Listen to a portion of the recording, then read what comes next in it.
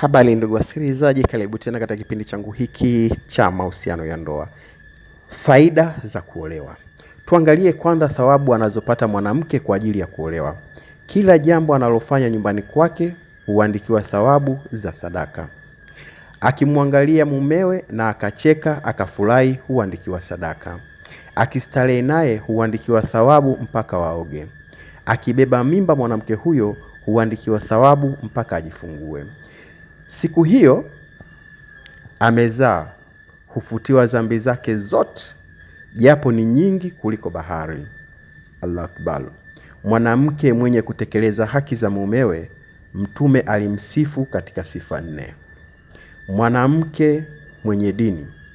Na mwanamke mwenye dini sio yule anayejua kusoma sana Biblia au Qur'ani, wala sio yule ambaye amehifadhi sana Qur'ani au Biblia, wala sio yule ambaye anajua kaza wa kaza kuhusu ndoa, bali ni mwanamke yule mwenye kutekeleza haki za Mwenyezi Mungu na za mume wake. Mwenyezi Mungu alisema, akiswali au kusali mwanamke sala zake na akafunga mwezi mtukufu wa Ramadhani na akamtii mume wake, ataingia peponi kwa mlango wowote autakao. Pia huombewa msamaha na viumbe vyote, ndege wa angani, samaki wa baharini, malaika mbinguni, vyote vinamuombea msamaha mwanamke huyo.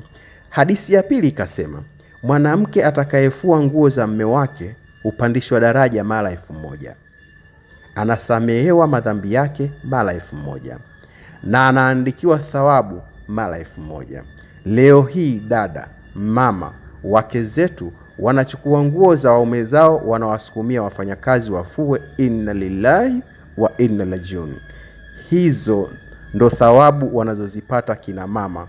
Wewe uliyekuwa kwenye ndoa, jichukulie thawabu hizi. Wewe ambaye haupo kwenye ndoa, tufanyieni hima tuingie ili nasi tuzipate hizi thawabu. Usichague mume kisa hana gari, nyumba, fedha ndo iwe sababu ya kukataa. Ndoa ni stara, na stara ya mwanamke ni kuwa na mume wake. Kama umegundua au umeupenda ujumbe huu, basi naomba usikilize kwa makini, ushare na dada, mama, mke wako, ili wapate kutambua wao ni wa thamani kiasi gani mbele ya Mungu na mumewe. Basi kwa leo naomba niishie hapa. Usisahau kusubscribe page yangu ili ujifunze zaidi mambo haya.